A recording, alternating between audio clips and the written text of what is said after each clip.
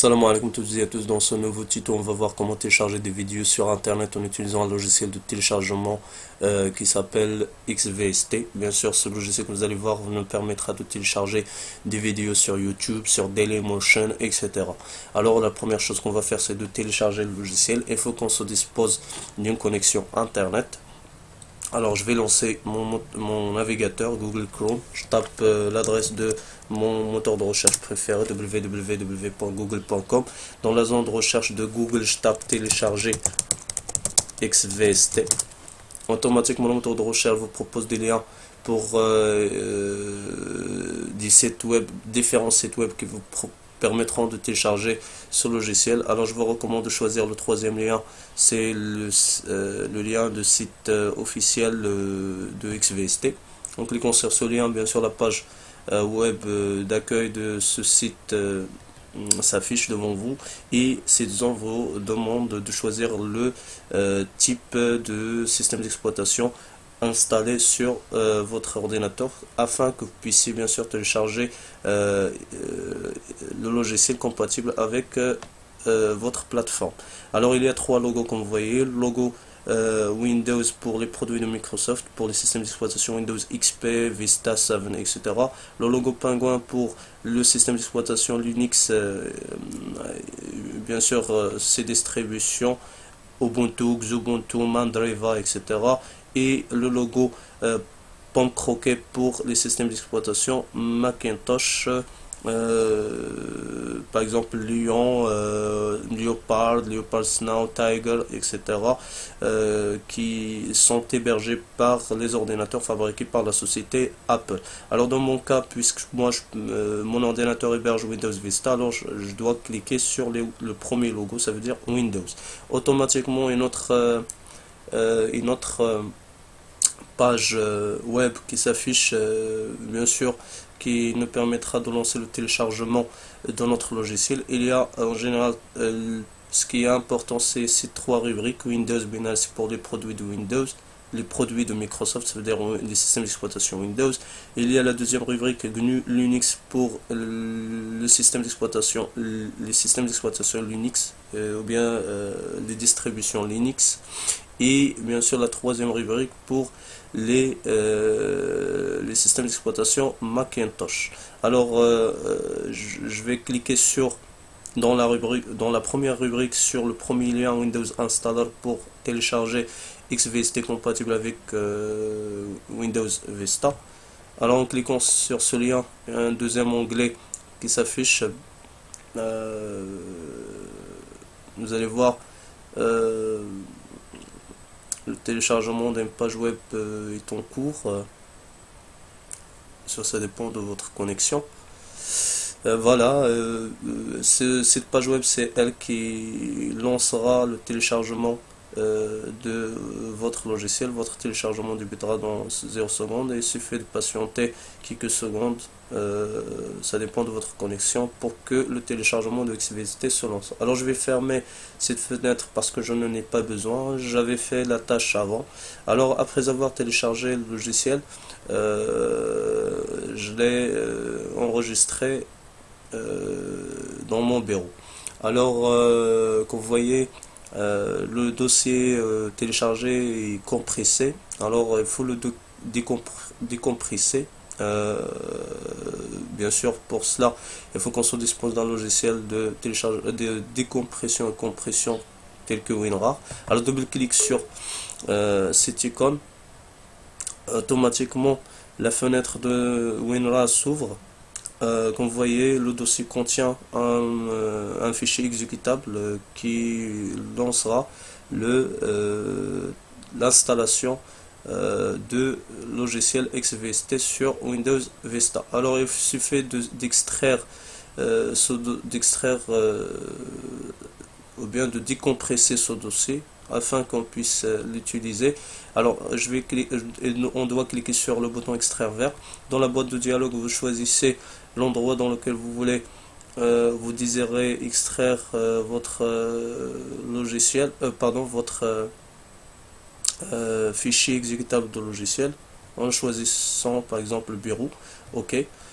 Alors l'extraction a été bien faite. Alors comme vous voyez, voilà le fichier exécutable qui lancera l'installation de votre logiciel XVST. Alors double-clic sur cette icône, automatiquement l'assistant de l'installation s'affiche à l'écran.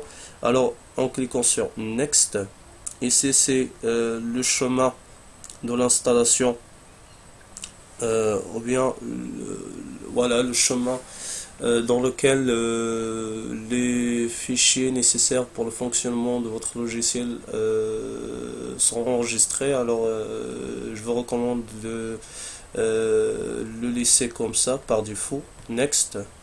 Alors la deuxième fenêtre vous demande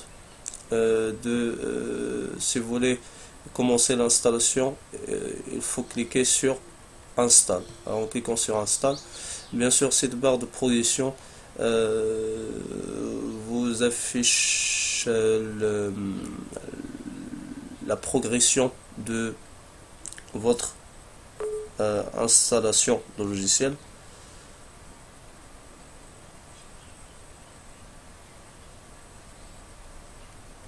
Finish.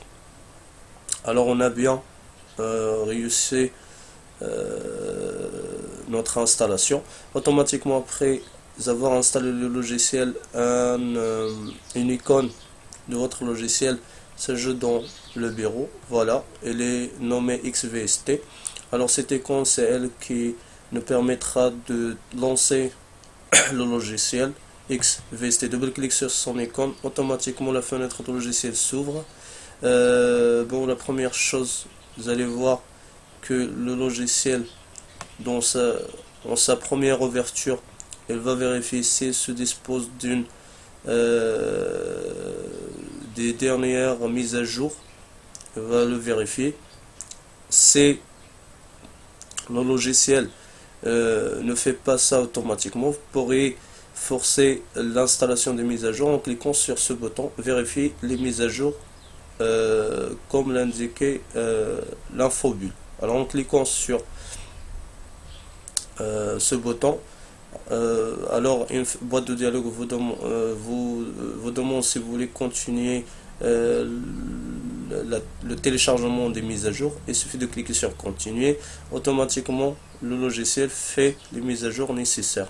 Comme ça, vous, bien sûr, vous éviterez d'éventuels problèmes concernant les différents formats que vous pourriez télécharger. Alors, on autorise. Automatiquement, la fenêtre après le téléchargement des mises à jour se ferme et se réouvre tout seul automatiquement pour que les mises à jour soient prises en compte. Bien sûr, l'environnement de travail de ce logiciel est simple, bon, plus ou moins simple. Si vous voulez, bien sûr, télécharger une vidéo sur YouTube par exemple, alors je vais me rendre au site YouTube, je vais lancer le navigateur, je tape youtube.com, www.youtube.com. Je vais choisir par hasard une vidéo. Bon, je vais cliquer sur cette vidéo. Voilà. Alors pour télécharger cette vidéo, il suffit de sélectionner dans la barre d'adresse l'adresse de cette vidéo et on clique avec le bouton droit de la souris sur cette adresse sélectionnée et on choisit. On clique sur copier dans le menu contextuel. Alors je vais réouvrir mon logiciel. On va cliquer sur ajouter une vidéo et vous voyez une boîte de dialogue vous demande d'ajouter l'URL de la vidéo. Il suffit de cliquer dans cette zone, bouton droit, on clique avec le bouton droit de la souris dans le menu contextuel, je clique sur paste. Avant de lancer le téléchargement, si vous désirez faire une conversion à votre vidéo, il suffit de cocher cette case à cocher Override Original Conversion Options for this video. Alors en cochant cette case, il y a une autre case intitulée Convert Video to MPEG, DVX, etc. Alors il faut cocher cette case aussi. Alors comme vous voyez maintenant une partie de la fenêtre ajouter l'URL de la vidéo s'affiche. et qui était masqué avant. Il y a plusieurs paramètres qu'on peut modifier pour effectuer une conversion bien précise. Le format de sortie, c'est les formats